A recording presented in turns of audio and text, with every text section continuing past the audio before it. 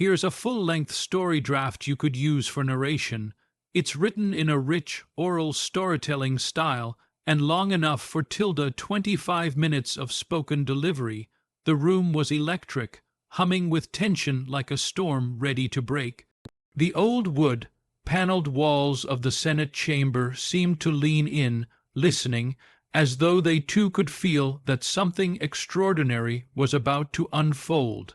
The air was heavy with the smell of coffee gone cold, the shuffling of papers, and the quiet coughs of aides in the background.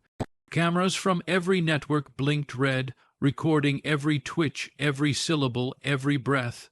And at the center of it all stood two men as different as day and night, Adam Schiff and John Kennedy. Schiff leaned forward with the precision of a man used to control.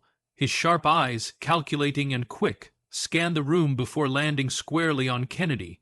He had made his career on discipline, on building cases with words as sharp as razors and as heavy as stones. His mind was a fortress of strategy, a place where no emotion entered unless it could be weaponized. For him, this hearing wasn't just about policy or procedure. It was about legacy.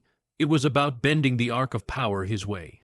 And then there was John Kennedy, not the president, not the Camelot figure sung about in history books, but Senator John Neely Kennedy of Louisiana, a man with the slow drawl of the South and the kind of homespun wit that cut deeper than the sharpest blade. He wore his words like a well-worn hat, plain, comfortable, but somehow able to shield against the fiercest sun.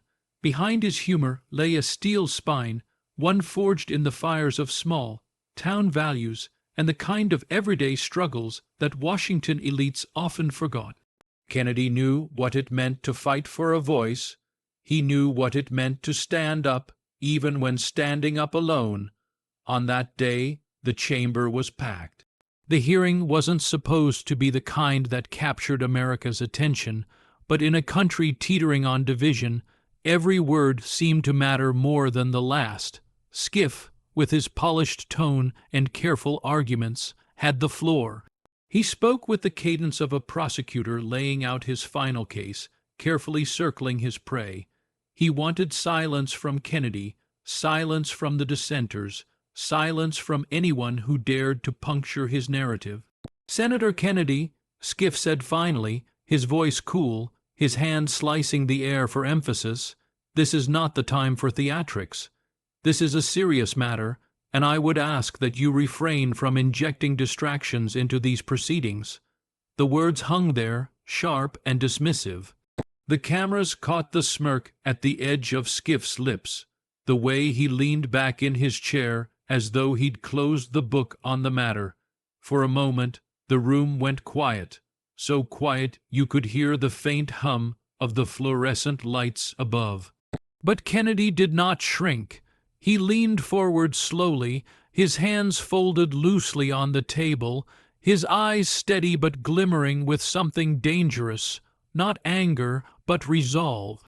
The room seemed to lean with him, everyone waiting to see if the senator from Louisiana would take the bait or let the slight pass.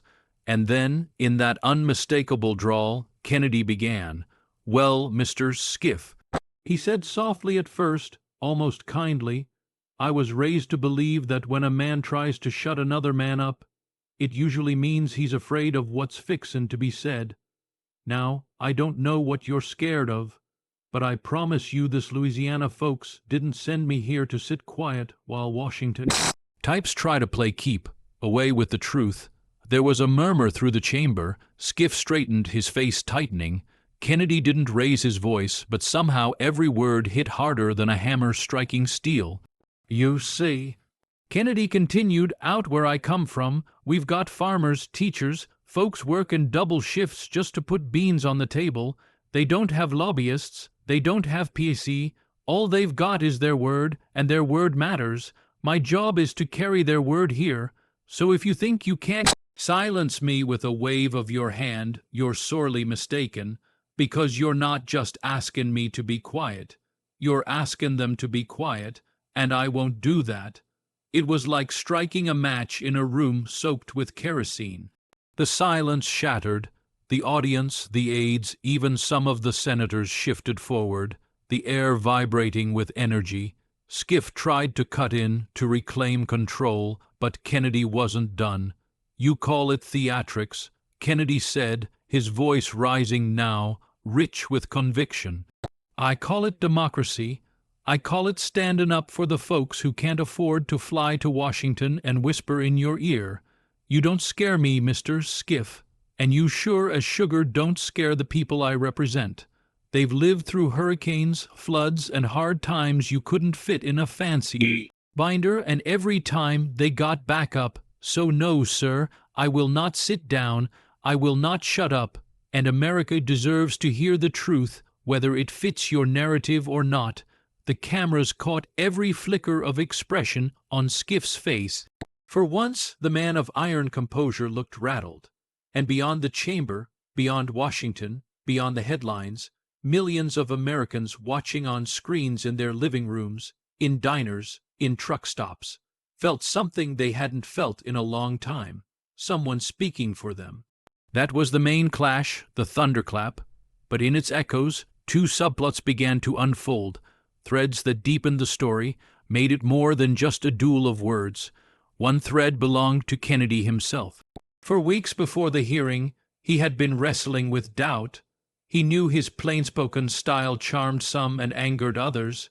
He knew Washington was a place where words could be twisted like wires until they no longer resembled the truth. Late at night, in the quiet of his office, he would think of his father, a man who'd worked his whole life without fanfare, who taught him that dignity wasn't about what the powerful thought of you, but about keeping faith with the people who trusted you. Kennedy carried that weight like an invisible stone in his pocket. Every word he spoke in that chamber wasn't just for the cameras. It was for his father. It was for Louisiana. It was for the quiet conviction that ordinary voices mattered. The other subplot belonged to a woman named Clara, a schoolteacher in a small Louisiana town. Clara had been watching the proceedings for weeks, not out of love for politics, but because she wanted to believe that government still cared about folks like her. She worked 12-hour days teaching children whose parents worked harder than they earned, and she went home to an empty house since her husband had died 2 years before. For her, watching Kennedy stand his ground wasn't entertainment. It was a lifeline. It was proof that maybe, just maybe, someone out there still remembered the quiet America that kept this country running. Clara sat on her couch, tears streaming down her face as Kennedy spoke, whispering to the empty room, "Don't let him shut you up. Don't let him shut us up." As the hearing dragged on, Schiff tried again and again to corner Kennedy, to silence him with procedural tricks and sharp words. But each time, Kennedy met him with the steady courage of a man who had nothing to lose but his voice, and he wasn't about to give that away. By the time the gavel fell to close the session, the chamber was buzzing. Schiff left with his usual entourage, but the cameras had shifted. The microphones crowded around Kennedy instead.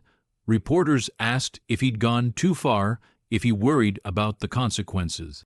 Kennedy just smiled that half-smile of his and said, "My only worry is what my mama would say if I came up here and forgot how to speak the truth." The clip of Kennedy's words went viral.